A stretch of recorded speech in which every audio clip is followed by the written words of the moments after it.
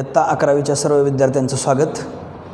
इयत्ता 11वीचं आपण maths part first या विषयाचं दुसरं प्रकरण पाहतो आहे, ट्रिग्नॉमेट्री पार्ट फर्स्ट. आणि त्याच्यामधलं आजचं हे दुसरं लेक्चर आहे. पहिले लेक्चर आपण काल पाहिलेलं आहे, आजचं हे दुसरं लेक्चर आहे. बघा, दुसरं लेक्चर समजण्यासाठी पहिले लेक्चर पाहणं अतिशय गरजेचं आहे. पहिले लेक्चर न पाहता जर तुम्ही डायरेक्ट दुसऱ्या लेक्चरकडे गेला तर तुम्हाला हे समजणार नाही. त्यामुळे पहिले लेक्चर अगोदर पहा आणि नंतर दुसरं लेक्चर. बघा, आता पहिले लेक्चरमध्ये तुम्हाला पण ट्रिग्नॉमेट्री संदर्भात काही महत्त्वाच्या डेफिनेशन्स ह्या सगळ्या लिहून दिले होते आणि पाठ करायला सांगितलं होतं. पाठ केले असतील असं गृहीत धरू. सगळे हे फॉर्म्युले पण तुम्हाला पाठ करायला सांगितले होते, ते पण पाठ केले असतील असं गृहीत धरू. आणि त्यानंतर आपण ट्रिग्नॉमेट्रिक फंक्शन्स हा भाग पाहिला होता. त्याच्यामध्ये महत्त्वाचं एक्स म्हणजे आर कॉस थिटा आणि वाय म्हणजे आर साईन थिटा हा पण भाग सांगितला होता. त्याचवेळेस त्या लेक्चरमध्ये आपण असं बी सांगितलं होतं, 30 अंश म्हणजे π/6 असतं, 45 अंश म्हणजे π/4 रेडियन्स असतं. ते डिग्रीचं रेडियन करायचं तो पण भाग सांगितलेला होता, तो पण महत्त्वाचा आहे. आणि त्यानंतर महत्त्वाचा मुद्दा पुन्हा सांगितला होता आपण, तो म्हणजे क्वाड्रंटमध्ये ट्रिग्नॉमेट्रिक रेशोचे चिन्ह. तर असं एक वाक्य सांगितलेलं आठवतं का बघा, add sugar to coffee. Add म्हणजे ऑल पहिल्या क्वाड्रंटमध्ये ऑल पॉझिटिव्ह, शुगर म्हणजे यस म्हणजे साईन आणि कोसेक हे दुसऱ्या क्वाड्रंटमध्ये पॉझिटिव्ह, टूचं टी म्हणजे टॅन आणि कॉट हे तिसऱ्या क्वाड्रंटमध्ये पॉझिटिव्ह, आणि चौथ्या क्वाड्रंटमध्ये कॉफीचं सी म्हणजे कॉस आणि सेक हे चौथ्या क्वाड्रंटमध्ये पॉझिटिव्ह. असा भाग आपण त्यावेळेस तुम्हाला सांगितलेला होता. तर त्याच्याबद्दलच आता आपण थोडंसं एक महत्त्वाचा भाग या ठिकाणी पाहूया. बघा, समजा असं आलं की क्वाड्रंटमध्ये टर्मिनल आर्म असे आले, तर हा अँगल पहिल्या क्वाड्रंटमध्ये आहे, फर्स्ट क्वाड्रंट आहे, त्यामुळे ह्याच्यामध्ये ऑल ट्रिग्नॉमेट्रिक रेशो पॉझिटिव्ह असणार आहेत. जर समजा टर्मिनल आर्म असं असेल, डायरेक्टेड अँगल आहे ना, इथून निघून इथपर्यंत आला, तर हा सेकंड क्वाड्रंटमध्ये आला. मग हा जो थिटा असेल, ह्याचा जे काय थिटा असेल, ह्याच्यामध्ये इथं साईन आणि कॉसेक हे दोनच रेशो तेवढे पॉझिटिव्ह असतील, बाकीचे सगळे रेशो निगेटिव्ह. म्हणजे तर कॉस पण मायनसमध्ये असेल, टॅन मायनसमध्ये असेल, कॉट मायनसमध्ये असेल, सेक मायनसमध्ये असेल, हे दोन फक्त पॉझिटिव्ह झाले. जर समजा अशी आकृती असेल,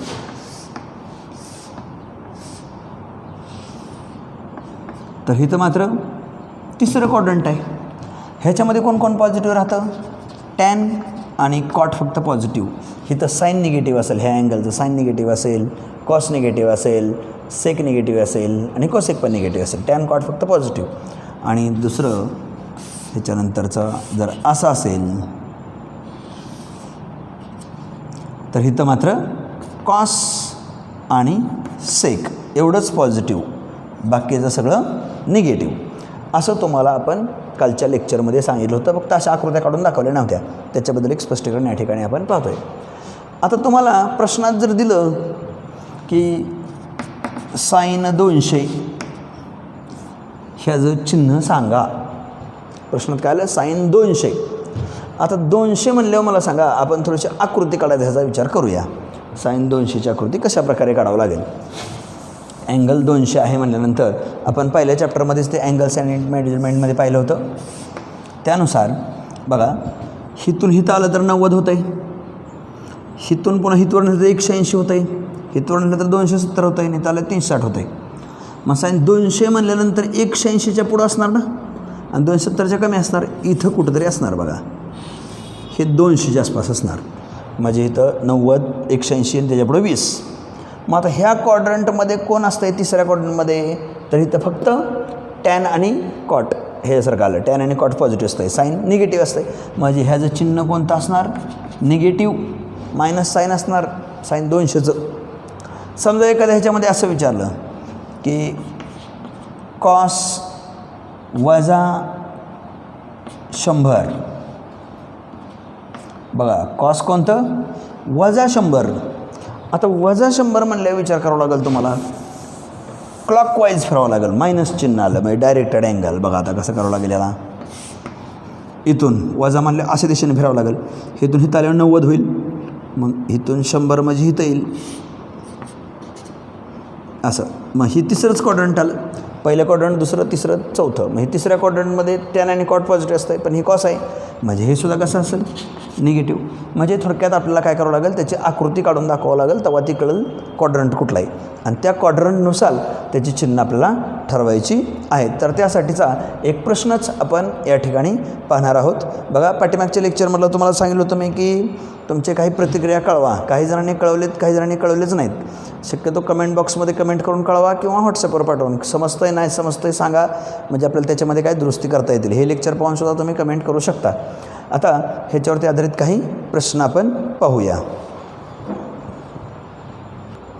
तर बघा, हा पुढचा प्रश्न question, find science of the following. Science SIGNS, science म्हणजे चिन्ह काढा. फाइंड म्हणजे काढा, चिन्ह काढा. ऑफ द फॉलोइंग, खालीलचं चिन्ह फक्त काढा. किंमत काढा आहे का नाही, फक्त चिन्ह ठरवायचं आपल्याला. मग आता 300 अंश आहे. 300 म्हणले विचार करा बरं, हितून इथपर्यंत आल्या हे बरोबर 90 असतं, इथं 180 असतं, इथं 270 असतं आणि इथं 360, बरोबर कसं फिरत जातं. मग 300 म्हणल्यावर कुठं येईल, 90 180 270च्या पुढं, म्हणजे इथं कुठंतरी येईल. आणि पॉझिटिव्ह चिन्ह आहे ना, ह्याला प्लस आहे ना, त्यामुळे असं फिरणार आहे. मग हे असं करावं लागेल. मग हे 300 अंश. मग कुठला क्वाड्रंट आला बरं इथं, तर इथं क्वाड्रंट आला 4th, चौथा आला ना, चौथा क्वाड्रंट. मग 300 angle lies in 4th quadrant. 4th quadrant म्हणून आता चौथ्या क्वाड्रंटमध्ये कोण कोण पॉझिटिव्ह असतं आठवा बरं मगाचं. तर ह्याच्यामध्ये ऑल पॉझिटिव्ह असतात, ह्याच्यामध्ये साईन पॉझिटिव्ह असतं, ह्याच्यात टॅन असतं आणि ह्याच्यात कॉस असतं. मग आता हिथं आलं आहे, हिथं काय दिलं आहे, साईन. मग हिथं काय साईन पॉझिटिव्ह आहे का, तर नाही, हिथं साईन निगेटिव्ह आहे. म्हणजे या ठिकाणी लिहावं लागेल आपल्याला साईन 300 इज निगेटिव्ह. आता हे पहिलं गणित आपण पाहिलं. मग तुम्ही लिहिताना काय काय करा, ह्यालाच मार्क आहेत फक्त, आकृतीला मार्क नाही, पण कळायसाठी आकृती काढली तरी चालेल. आता दुसरं एक उदाहरण या ठिकाणी आपण पाहूया.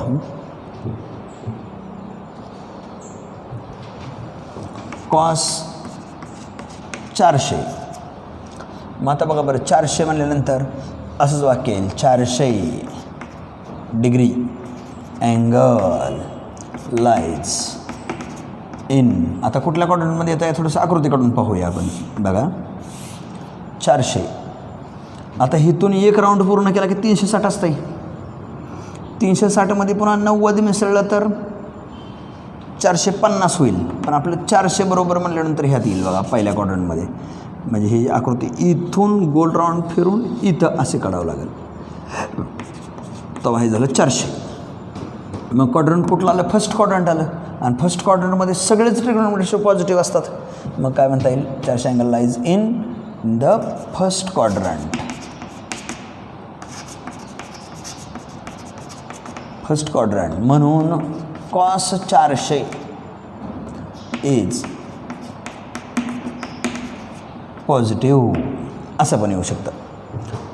किंवा MCQसाठी पण येऊ शकतं, find the sign of cos 400 असं आलं तर पहिला ऑप्शन पॉझिटिव्ह, दुसरा ऑप्शन निगेटिव्ह, तिसरा ऑप्शन 0, चौथा option none of the above, बऱ्यापैकी कुठलाच नाही. मग त्यातलं पहिला पर्याय बरोबर असणार पॉझिटिव्ह.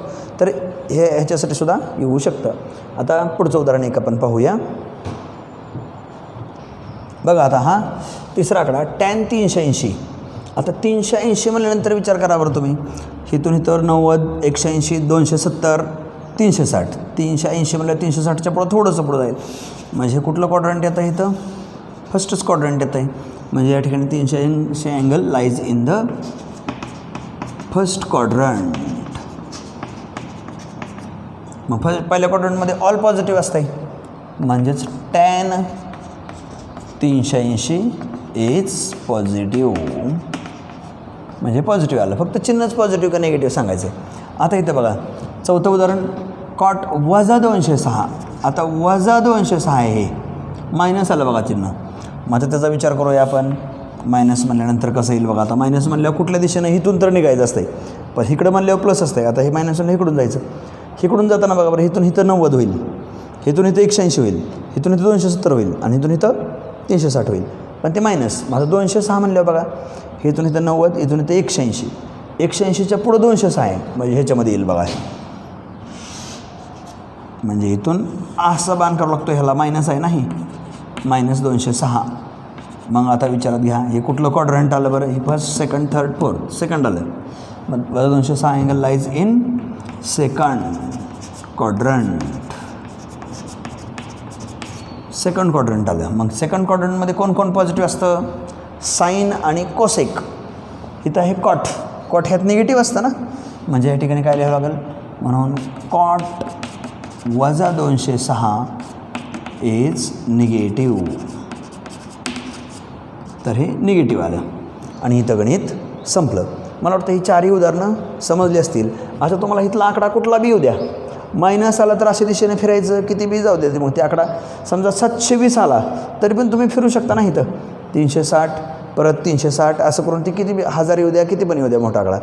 जसा येईल तसं त्याप्रमाणे रोटेशन घ्यायचं आणि कुठल्या क्वाड्रंटमध्ये थांबतं आहे ते बघायचं. इथं थांबलं तर ऑल पॉझिटिव्ह, इथं थांबलं तर साईन आणि कोसेक फक्त पॉझिटिव्ह, इथं टॅन कॉट पॉझिटिव्ह, इथं कॉस आणि सेक पॉझिटिव्ह, बाकी सगळं निगेटिव्ह. त्याप्रमाणे चिन्ह तुम्ही ठरवू शकता. आता ह्याच्यानंतर थोडासा वेगळा भाग आपण पाहणार आहोत. आता आपण पुढचा अतिशय महत्त्वाचा असा भाग पाहतोय, तो म्हणजे ट्रिग्नॉमेट्रिक टेबल. जो आपण 10वीतच ट्रिग्नॉमेट्रिक टेबल पाहिलेला होता, त्याच्यावरती एक 5 मिनटं रिव्हिजन आणि नंतर लगेच त्याच्या पुढचा अतिशय महत्त्वाचा भाग आपल्याला कंटिन्यू करायचा आहे. त्यासाठी मात्र बारकाईने लक्ष पाहिजे तुमचं सगळ्यांचं. बघा, ट्रिग्नॉमेट्रिक टेबल थिटा म्हणजे अँगल आहे. 0, 30, 45, 60, 90 10वीत होतं बघा असं. पण मी खाली रेडियनमध्ये पण लिहिलं आहे. 0 डिग्री म्हणजे 0 रेडियनच असतं. 30 अंश म्हणजे π/6 असतं बघा. ते कालच्या लेक्चरमध्ये आपण पाहिलं होतं. म्हणजे 30ला जर पाय गुणिले 180नं पायछेद 180नं जर गुणलं तर बरोबर ही π/6 येतं. किंवा मनातल्या मनात आपण पाहिजे झालं 180 टाका, 180 भागिले 6 केलं की 30 येतं. इथं पाहिजे जायला मनातल्या मनात जर 180 टाकलं तर 180ला 4 भागले की बरोबर 45 अंश येतं. म्हणजे π/4 आहे. 60 म्हणजे π/3 आहे. 90 म्हणजे π/2 आहे. आता ह्याची काय गरज आहे, तर इथून पुढं कसं शक्यतो आता साईन 45 ह्याची किंमत काढा असं म्हणलं तर 45 जी आपण नेहमीची सवय लागली त्याच्याऐवजी आता बऱ्याच वेळा काय येणार, साईन π/4 काढा. आता π/4 म्हणजे तुम्हाला ओळखायला आलं पाहिजे 45. π/3 म्हणलं तर तिथं 60. ही पायची सिस्टीममधलं इथून पुढं तुम्हाला लक्षात ठेवावं लागणार आहे, कारण तो भाग आता सगळा इथून पुढं रेडियनमध्ये जास्त प्रमाण आहे, म्हणून ही पण भाग मी तुम्हाला लिहून दिलेला आहे. आणि ह्याच्यामध्ये तक्ता करताना तुम्हाला सांगितलं होतं ठराविक स्टेप, एक पद्धत होती बघा, आठवते का बघा तुम्हाला. 0, 1, 2, 3, 4 असं लिहायचं पहिल्यांदा. प्रत्येकाला 4नं भागायचं. हा 10वीतलाच भाग आहे. प्रत्येकाला 4नं भागल्यानंतर भागाकार करून घ्यायचा. 0/4 म्हणजे 0च. 1/4 म्हणजे इथं भाग जातच नाही. इथं भाग जातोय 2 इथं भाग जातच नाही. इथं भाग जातोय 4 भाग घालवून घ्यायचा. म्हणजे प्रोसिजर बघा, ह्या ज्या 2 वळी दिसत आहे ना, ती 2 वळी नसून एकच वळ आहे. ही सगळी अँगलचीच माप आहे. ती फक्त वरची डिग्रीची येते आणि खालची रेडियनची येते. ही मापच आहे ती सगळी. आता ही मात्र स्टेप्स सांगतो मी तुम्हाला की किमती काढण्यासाठीच्या, साईनच्या किमती काढण्यासाठीच्या स्टेप्स. पहिली स्टेप 0, 1, 2, 3, 4 लिहिणे. दुसरी स्टेप प्रत्येकाला 4नं भागणे. तिसरी स्टेप भागाकार करून घेणे. चौथी स्टेप प्रत्येकाला वर्गमूळ चिन्ह देणे. पुढची 5वी स्टेप बघा, आता काय करतो आहे आपण, ज्याचं निघेल त्याचं वर्गमूळ काढणे. मग आता ह्याचं वर्गमूळ काढणे बघा. 0चं वर्गमूळ 0, 1चं वर्गमूळ 1, 4चं 2, 1चं वर्गमूळ 1, 2चं निघत नाही त्यामुळे वर्गमुळात 2, 3चं वर्गमूळ निघत नाही त्यामुळे वर्गमुळात 3, 4चं निघतं आहे ते 2 आणि 1चं वर्गमूळ 1. आणि ह्या ज्या किमती मिळतात ह्या माहायचं साईन थिटा, म्हणजे सर्व साईनच्या किमती. मग तुम्हाला विचारलं साईन π/2 किती, साईन π/2 म्हणजे 90, साईन 90 1. तुम्हाला विचारलं साईन π/6 किती, तर 1/2, साईन π/6ची किंमत 1/2. अशा पद्धतीने ह्या साईनच्या किमती आहेत. साईन नंतर तुम्हाला माहिती आहे कॉस लिहिण्यासाठी काय करतो आपण बघा, कॉस लिहिण्यासाठी ती क्रमाने उलटं, इकडचं 1 इकडं, इकडचं 0 इकडं, इथलं इथं, इथलं 1/2 इथं, इथलं हे इथंच.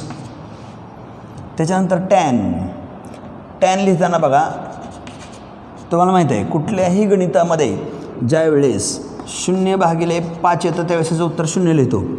पण 5/0 लिहितो त्यावेळेस ते नॉट डिफायनेड लिहितो ना. खाली 0 आले की ते नॉट डिफायनेड असतं, डिनॉमिनेटरला 0 चालत नाही. तसं आता बघा या ठिकाणी टॅनचं 4थं सूत्र आपण मग असे किंवा कालच्या लेक्चरमध्ये लिहून दिलेलं किंवा मग असे पण इथं लिहून ठेवले होते बघा 8 फॉर्म्युले. त्यामधलं 4थं सूत्र जर tan is equal to sine upon cos. साईनला जर कॉसनं भागलं तर टॅन मिळतं. मग ह्याला ह्याने भागायचं. 0/1 ह्याच्यामध्ये छेद समजलं तर खाली 1 असल्यामुळं 0/1 म्हणजे 0च राहणार. हिथं छेद असल्यामुळे 2ला 2 कॅन्सल होणार, 2ला 2 कॅन्सल, 1/√3. हिथं √2 कॅन्सल, 1/1 म्हणजे 1च, 2ला 2 कॅन्सल, √3/1 म्हणजे √3च, आणि इथं 1/0 खाली 0 आलं की हे झालं नॉट डिफाईन्ड. आता ज्या विद्यार्थ्याचं 10वीत हे टेबल पक्का होतं त्यांना जरा थोडं बोर झाल्याने होईल, पण असू द्या, सर्वांचाच विचार आपल्याला करावा लागेल. हे सगळ्यांना पुन्हा यासाठी मी सांगतो आहे. त्यानंतर पुन्हा आपण कॉट व्हायचं आहे. कॉटसाठी काय करायचं, तिकडचं नॉट डिफाईन्ड इकडं आणि इथलं 0 इकडं, इथलं √3 इथं, इथलं 1/√3 इथं, आणि इथलं 1 इथंच. आता साईन कॉस टॅन कॉट झाला. आता सेक म्हणजे आपलं दुसरं सूत्र होतं 1/cos. कॉसचं रेसिप्रोकल म्हणजे जागच्या जागेला उलटं, कॉसचं रेसिप्रोकल म्हणजे सेक असतं. मग ह्याचं रेसिप्रोकल जर करायचं ठरवलं तर 1 त्याला भागिले 1 आहे, ते उलटं केलं तर 1/1चं 1च राहणार आहे. हिथं उलटं केलं तर 2/√3, हिथं उलटं केलं तर √2/1 म्हणजे √2च, हिथं उलटं केलं तर 2/1 म्हणजे 2, खालचं 1 नाही चालतं आहे. ह्याला छेद 1 आहे, हे उलटं केलं की 1/0 म्हणजे नॉट डिफाईन्ड. हे झालं सेक. आणि कोसेक लिहिताना आपण ते नॉट डिफाईन्ड इकडं, ND नॉट डिफाईन्ड, इकडचं 1 इकडं, हिथलं 2 इथं, हिथलं 2/√3 इथं, हिथलं √2 इथं. किंवा हे साईनचं रेसिप्रोकल म्हणलं तरी चालतं आहे. साईनचा रेसिप्रोकल याला छेद 1 आहे, हे जागचं त्याला उलटं केलं तर 1/0 म्हणजे नॉट डिफाईन्ड. हे उलटं केलं की 2, हे उलटं केलं की √2, हे 2/√3, आणि हे जो उलटं केलं की 1/1 म्हणजे 1च. अशा पद्धतीनं हा जो टेबल आहे हा सगळा 10वीतलाच टेबल आहे, फक्त हे तेवढं नवीन दिसतं आहे तुम्हाला, बाकीचं सगळं जुनंच आहे. आता तुम्ही हे सांगितलं खरं, पण ह्याच्या पुढं अजून काय शिकायचं आहे आपल्याला, तर ह्याच्या पुढं शिकायचं आहे पुन्हा 180 डिग्री, परत शिकायचं आहे 270, परत शिकायचं आहे आपल्याला 360. मग आता 180 म्हणजे पाय रेडियन, 270 म्हणजे 3π/2. बघा 90ला किती असतं π/2, मग 9 3 27 आहे ना, मग 90ला π/2 आहे, मग 27ला 3π/2 म्हणजे 3 × 90 बरोबर 227 येते रेडियन, आणि 360ला 2π. मग हे सुद्धा आपण ह्याच तक्त्यात ॲडजस्ट करायचं आहे. मग आता ते कसं काढायचं, इतकं मोठ्या ह्याच्या किमती कशा काढायच्या, हा आपल्यासमोरचा प्रश्न निर्माण झाला असेल. तर आता हे तर तुम्हाला सगळं कळलं, हे सगळं 10वीतलंच आहे, पण त्यासाठी मात्र आपल्याला आता थोडीशी काळजी घ्यायची आहे. आणि एक नवीनच पॉईंट या ठिकाणी आपण पाहणार आहे, त्याच्या साहाय्यानं मला खात्री आहे की तुम्हाला ते समजू शकतं. मग ते कशा पद्धतीने लक्षात ठेवायचं ते सांगणार आहे तुम्हाला. बघा आता या ठिकाणी मी एक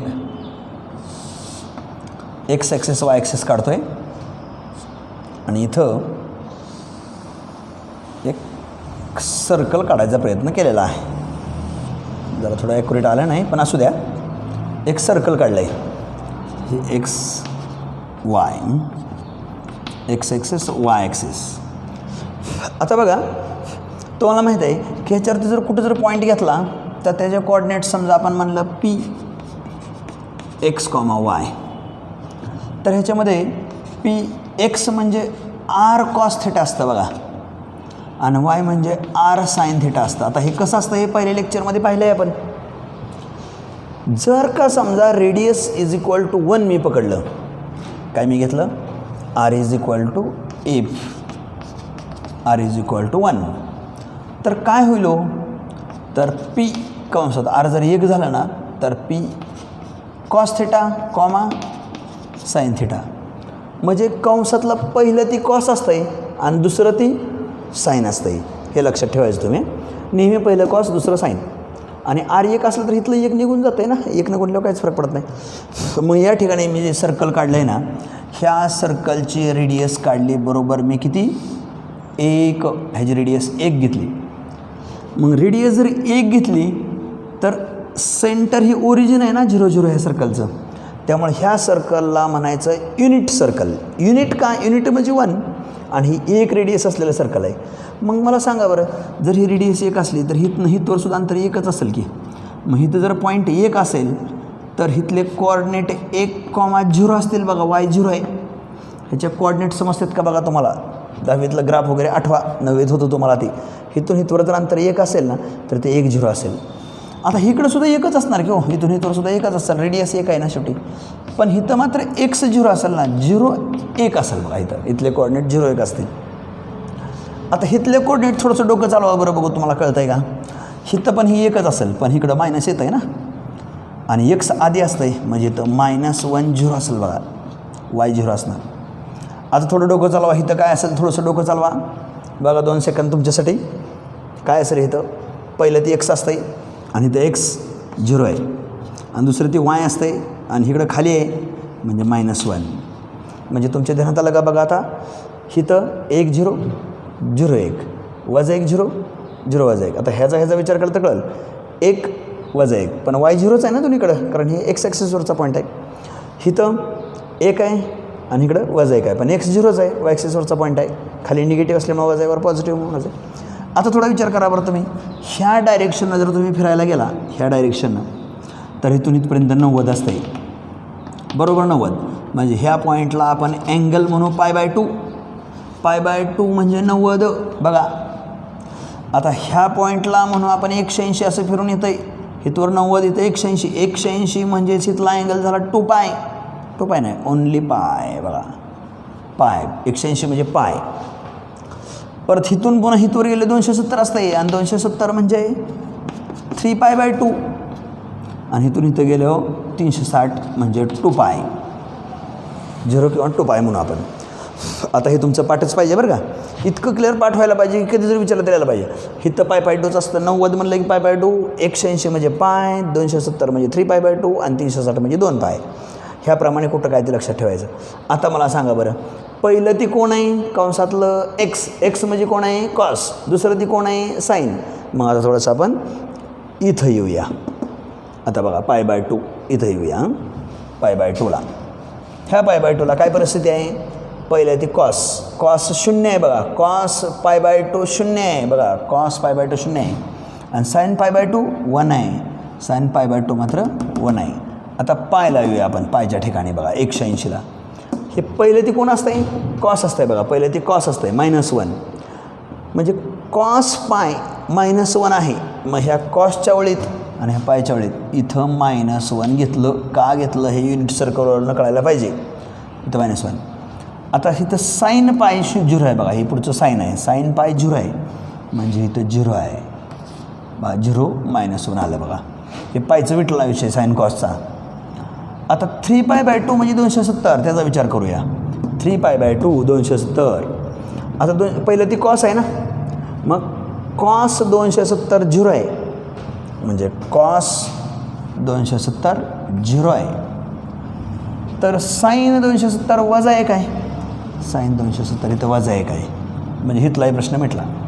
आता 2π म्हणजे इथं पहिले ती कॉस आहे, कॉस 2π 1 आहे, म्हणजे ह्या कॉसच्या वळीत 2π 1 आहे, आणि साईन 2π मात्र 0 आहे. साईन 2π 0 आहे. म्हणजे ह्या पुढच्या 3 किमती ह्या ज्या भरल्या ना आपण, ह्या युनिट सर्कलवरनं भरल्या. कशा भरल्या ते कळतं आहे बघा. आता हे जे 2π आहे ना, हे 2π म्हणजे 360 पण आहे, आणि 2π म्हणजे 0सुद्धा आहे ना, 0सुद्धा अँगल इथंच होतं आहे. त्यामुळे 0च्या बाबतीत सुद्धा बघा कॉस 0 1 आहे बघा, 0 कॉस 0 1 आहे, आणि साईन 0 0 आहे. साईनच्या बाबतीत सुद्धा ती 0 आहे. म्हणजे युनिट सर्कल ही 0ला पण लागू होते, आणि ह्या π/2 पाय आणि 3π/2ला पण लागू झालं. आणि कॉस आणि साईनच फक्त लिहू शकलो. मग तुम्ही मनात म्हणचाल हे दोन्ही लिहिलं, पण ह्या खालच्यांचं काय, ते खालच्यांचं ह्याच्या सूत्रावरनं ते ठरवू आहे आपण. पण साईन आणि कॉस कळलं की पुढचं सगळं येणारच आहे. कसं येणार आहे, टॅन कसं काढलं होतं आपण, साईन अपॉन कॉस करून काढलं होतं, ह्याला भागिले हे. मग इथे तसंच करू, 0 भागिले वजा 1 म्हणजे 0च राहणार आहे. 0ला कोणी पण भागा, वजा 1ला 0नं भागल्यावर हे नॉट डिफाइनेडच येणार आहे. छेदस्थानी घेतल्यावर 0, 0ला कोणी पण भागा, हे 0च येणार आहे बरोबर. हे काय झालं, टॅन. आता कॉट म्हणजे काय असतं, टॅनचा रेसिप्रोकल. टॅनचा रेसिप्रोकल जर केला तर हे कॉट येतं. मग आता या ठिकाणी कसं येणार बघा, इथं ह्याचा रेसिप्रोकल 0/1 म्हणजे 0च असणार. आता नॉट डिफाइनेड म्हणजेच काय होतं, हे वजा 1/0 होतं. आता उलटं केल्यावर 0/1 म्हणजे हे 0च येणार, नॉट डिफाइनेड. आणि ह्याच्यानंतर इथं ह्याचं रेसिप्रोकल केल्यावर 0चं बघा. आता इथं नॉट डिफाइनेड येईल. कसं करता येईल, 1 मिनटं, वजा भागिले 0, इथं नॉट डिफाइनेड करू 1 मिनटं आपण, आणि इथं 0/1 1 म्हणजे इथं आपण नॉट डिफाइंड करू. कॉटचं आपण काय केलं कॉस छेद साईन केलेलं आहे. मग आता बघा ह्याच्यामध्ये 1 मिनटं. तर बघा इथं आपण काय केलं हे कॉट काढलं. कॉट काढण्याची दुसरी एक सिस्टीम सांगतो तुम्हाला.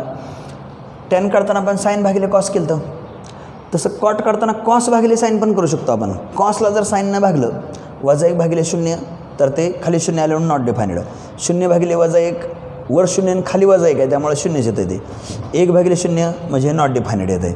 हे झालं कॉट. आता सेक म्हणजे काय असतं कॉसचं रेसिप्रोकल. कॉसचं जागच्या जागेला उलटं इन्व्हर्टेंडो थोडक्यात. कॉसचं इन्व्हर्टेंडो रेसिप्रोकल म्हणजे सेक असतं. मग आता -1 ह्याला छेद 1 आहे हे उलटं केलं की हे -1च राहणार. ह्याला छेद 1 आहे हे उलटं केलं की 1/0 म्हणजे नॉट डिफाइंड येणार आणि ह्याला छेद 1 आहे हे उलटं केलं की 1/1 एकच येणार. तर हे झालं सेक. आता कोसेकचं हे साईनचं रेसिप्रोकल असतं आहे. साईनचं उलटं हे ह्याला छेद 1 असतं आहे हे उलटं केलं की 1/0 म्हणजे नॉट डिफाइंड येतं आहे. हे -1/1चं उलटं केलं की 1/1 म्हणजे हे -1च येणार बघा. आणि इथं ह्याला छेद 1 असतं आहे हे उलटं केलं की 1/0 म्हणजे नॉट डिफाइंड येणार. म्हणजे कसं कसं काढलं हे कळलं का बघा. साईन आणि कॉस जर कळलं तर पुढचं येतं आहे सगळं. आणि हे विशेष करून हे खालचं जे महत्त्वाचं नाही आपल्याला पण साईन आणि कॉस मात्र जास्त महत्त्वाचं आहे कारण ह्याचे कोऑर्डिनेट्स जे आहेत ना हे साईन आणि कॉसच्या फॉर्ममध्ये आहेत. त्यामुळे साईन आणि कॉसच्या किमती मात्र तुमच्या अजिबात चुकल्या नाहीत पाहिजे. मग आता लक्षात घ्यायचं की तुमचा हा जो टेबल आहे ना हा 10वीपेक्षा थोडासा वाढला आहे पुढंपर्यंत. त्यामुळे हा सगळा टेबल तुमचा क्लिअर कट पाठच असला पाहिजे आणि त्यासाठी ह्या तुम्ही युनिट सर्कलचा आधार घेतला पाहिजे. मग फार तर हा टेबल आखताना अशा पद्धतीने तुम्ही रेषा ओढू शकता. म्हणजे कुठल्या किमती ह्याची ह्याला जमले होऊ नये. आणि ह्या टेबलचा कमीत कमी 3-4 वेळा सराव तुम्ही केला पाहिजे. अक्षरशः इतका तुमचा अभ्यास पाहिजे की तुम्हाला अचानक झोपेतनं उठून विचारलं ना sin π/2 किती तरी तुम्हाला सांगता आलं पाहिजे. sin π/2 1 किती जरी फास्ट लवकर विचारलं जेवढं तुमचं हे क्लिअर कट पक्का होईल तेवढं तुम्हाला JEE किंवा CETसाठी हे प्रभावी ठरणार आहे. कारण आपल्याला हे गणित सोडवताना सारखं लागणार आहे. त्यामुळे ह्यातलं काहीही विसरायचं नाही चुकायचं नाही.